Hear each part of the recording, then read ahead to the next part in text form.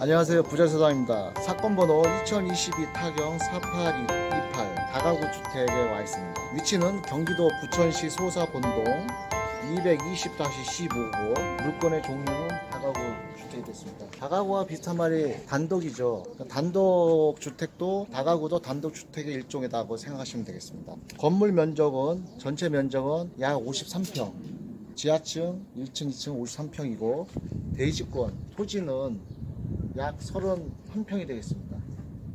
소유자 및 채무자는 최땡땡씨고 같은 동일인이고요. 채권자는 경매를 신청한 분은 개인이 되겠습니다. 그리고 강제 경매, 가압류에서 가압류가 본압류가 돼서 강제 경매로 나온 사건이 되겠습니다. 최초 감정가가 약 4억 3,200에 시작해서 현재 1회 유찰돼서 감정가 대비 70%인 3억 200, 약 3억 200에 나와 있습니다. 감정 가격 시점은 2022년 9월 30일이 되겠습니다. 2022년 9월 30일이면 한창 가격이 올라갔다가 조금 떨어질 때 감정이 됐다고 보시면 되겠습니다. 해당 토지는 제2종 일반 주거지역이 되겠습니다. 건물은 저 몇 년 된 것 같습니까? 40년. 약 30년 됐습니다. 1992년 보존 등기가 됐습니다. 건물은 전체 2층이 되겠으며 지하 1층, 지상 1층, 지상 2층이 되겠습니다. 현재 현 거주한 임차인 현황을 보겠습니다. 임차인 현황을 보려면 먼저 전입세대 열람을 발급해 보니 총 5분이 등재되어 있습니다. 이 중에서 한 분은 소유자 겸 채무자고 현재 2층에 거주하고 있으며 1층에 2세대, 지하 1층에 2세대가 거주하고 있습니다. 단독이나 다가구는 일반 건축물 대장이 되겠습니다. 다세대나 빌라는 집합 건축물 대장이죠. 이거 보십시오. 이건 일반 건축물 대장이죠. 집합 건축물 대장과 달리 일반 건축물 대장인 단독에서 다가구는 토지 따로 건물 따로라고 했어요. 그래서 토지 등기부가 따로 있고 건물 등기부가 따로 있습니다. 건축물 대장상에 아무것도 없으니까 일반 건축물이 아니구나 하고 알 수가 있겠죠. 지역은 2종 일반 주거지역이고 용도는 주택이다. 층수는 지하 1층, 지상 2층에 돼 있고 지상 1, 2층하고 지하층에는 2가구, 2가구, 1가구 총 5가구가 구성되어 있고 면적은 똑같이 58.83씩 되어 있습니다. 현재 그 최땡땡씨가 소유자인데 2022년도에 소유권 명의 변경을 했습니다. 약 1년 정도 전에 소유권 이전 등기를 했고요. 여기서 특이사항 중에 하나가 위반 건축물이 여기에는 표기가 안 돼 있었죠. 변동사항에 보니 위반 건축물 등재가 되어 있습니다. 2015년도에 7월 달에 위반 건축물로 등재됐다가 같은 해 12월에 삭제를 했습니다. 아마 위반 건축물 옥상 휴게시설을 시정 완료했다고 해가지고 그 사유로 위반 건축물이 표기가 삭제됐다고 써 있습니다. 따라서 앞에 보시면 위반 건축물이라고 노란 게 안 써 있었죠. 그다 옛날에는 써 있다가 삭제를 해준 겁니다. 여기 좀 보십시오. 지금도 휴게시설이 있는 것 같죠. 따라서 우리가 향후에 이 부분을 입찰을 고려한다 하면은 저 부분에 대한 해결책도 있어야겠습니다. 그래서 여러분들은 위반 건축물이 아니다 앞에만 노란 것만 보지 마시고 그 뒷장에 변동사항란에 건축물에 대한 그 역사가 나와 있으니 위반 건축물이 과거에 있었구나. 그러면 현재 시정이 됐으면 지금은 없애야겠죠. 없애야 된다면 보시면 현황상으로는 봐보세요. 있는 것 같죠? 뜯었다가 또 붙였나? 그렇죠. 뜯었다가 또 붙일 수도 있죠. 그래서 보통 원상복구하고 다시 또 붙이는 경우가 많습니다. 이런 거는 우리가 알아서 해야 될 사항이 되겠죠. 그리고 일반 건축물 대장상에 좀 전에는 갑이었습니다. 을이 있거든요. 을 같은 경우에도 반드시 보셔야 되겠습니다. 을에 혹시 변동사항 같은 게 있나 없나. 여기 봤을 때 행정구역이 변경이 됐다.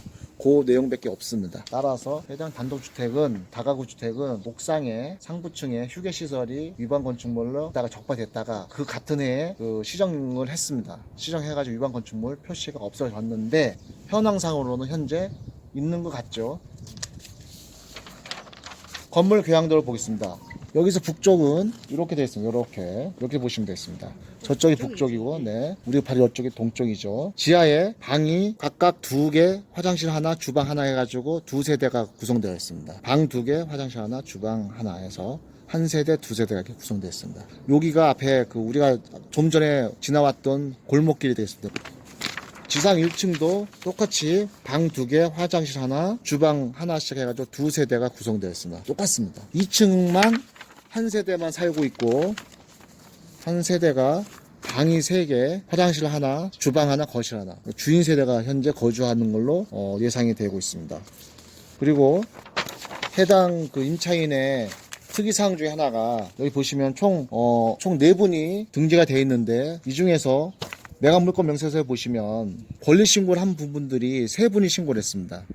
지하에 두 세대, 그리고 지상에 한 세대, 나머지 세대는 한 세대는 신고를 안 했어요. 따라서 요 세 세대에 대해서 말소기준 권리가 근저당권인데 2015년 6월 15일이죠. 2015년 6월 15일보다 앞선 게 없죠. 세 부분에 대해서. 따라서 이 부분에 대해서는 우리가 인수할 사항이 아니죠. 대항력이 없기 때문에. 단지 이 부분들은 이분들이 다 소액 임차인에 해당돼 가지고 나중에 최우선 변제를 받습니다. 소액 임차인으로서 최우선 변제를 받는 부분이 또 하나 또 있죠. 소액 임차인하고 소액 급여 임금 채권, 임금하고 3개월치 퇴직금. 그 다음에가 그 옛날에는 당해세였는데 당해세가 올 4월인가 개정이 돼서 당해세도 법정 기일이 늦으면은 확정일자 순위하고 비교해 가지고 빠른 게 먼저 배당이 되겠죠. 다시 한번 정리하면은 제일 먼저 배당이 나가는 게 경매 비용이 먼저 공제가 되고요.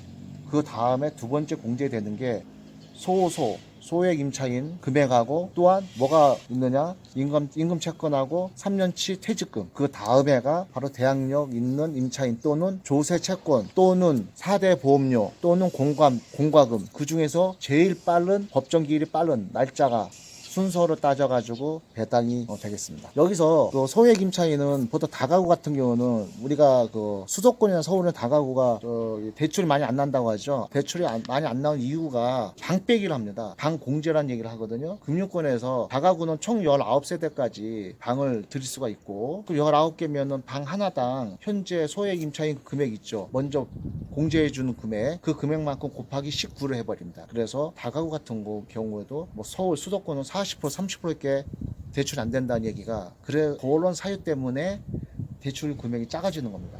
방 빼기를 하는 거죠. 여기도 마찬가지로 만약에 대출한다 그러면 방 빼기를 해가지고 대출이 나올 확률이 높습니다. 그럼 소액 임차인은 어떤 경우에가 배당이 되느냐? 소확행이라 했습니다. 소액 임차인은 확정일자 안 받아도 돼요. 단지 배당 요구 일전에 배당 신고를 해야 됩니다. 돈 달라고. 돈 달라고 얘기 안 하면 소액 임차인 자격이 안 됩니다. 따라서 여기 보시면은 배당 요구 종기일 2022년 12월 7일 전에 이 세 분 다 했어요. 따라서 이분들은 소액 임차인 자격이 돼가지고 먼저 배당이 됩니다. 우리가 나머지 한 분은 그 대항력이 없기 때문에 총 전체 임차인은 우리가 인수되는 부분이 없기 때문에 그 부분에 대해서는 크게 신경 안 써도 될 것 같습니다. 그럼 앞에 내려가서 그 집 주변하고 위치를 보겠습니다. 한번 여기 근데 주변 한번 봐주시죠. 주변에 인근에 가까운 소사역까지 얼마나 걸린다고 했죠? 도보로 한 10분 정도 걸린다고 합니다. 저기 보시면 소세월역 그 무슨 아파트 있죠? 해피트리라고 보이시나요? 네, 저쪽하고 여기가 전통시장 한산시장도 있습니다. 여기 쪽이 거의 뭐랄까 산이 여기 보시면 한산시장 근데 저쪽은 인근에 전통 재래시장도 가까워서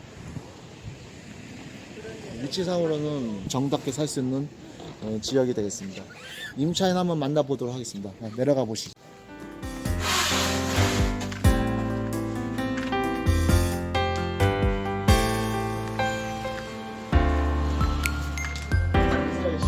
네. 여기 밑에 사세요? 네. 여기 집이 경매에 나와가지고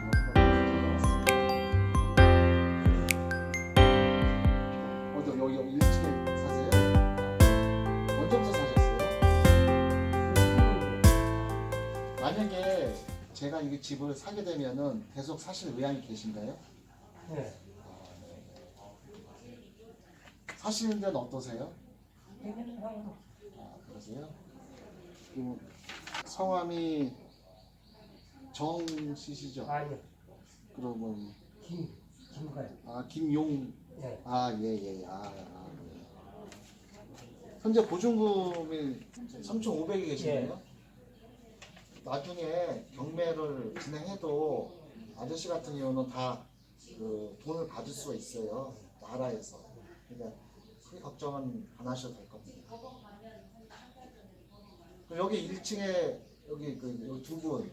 1호고 네. 저쪽에서 2호고 네네. 그리고 2층에 둘. 둘. 그리고 저 3층에는 저기 저 주인이 살고. 주인 살아요? 네. 네. 주인이 연세가 어떻게 돼요? 저하고 비슷해요. 아 그래요?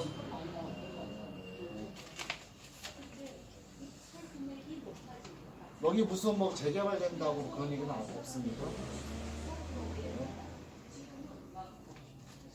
현재 그러면 전세로 3,500이 계시는 거죠? 네. 알겠습니다. 고생하십시오. 네. 네네. 단독주택을 조사해보니 그 현재 그 거주하고 있는 임차인도 계속 거주하고 싶다고 의사표명도 하시고 임차인 부분도 좀 우호적인 것 같습니다. 따라서 요 금액 현재 4억 3,200에 나왔는데 조금만 더 유찰이 된다고 하면 가격 면에서는 경쟁력이 있다고 보고요. 향후에 이 인근에 지금 추진위가 많이 이제 구성되어 있습니다. 가로주택 정비 사업으로. 그래서 이런 부분도 개발에 따른 효과도 있을 것이라고 보여집니다. 인근에 부엌들이 상당히 많습니다. 그래서 개발에 따른 효과도 상당히 있을 것이라고 봅니다. 이상으로 소사본도에 있는 단독주택 문장을 마치겠습니다. 질문 있으면 질문해 주시기 바랍니다.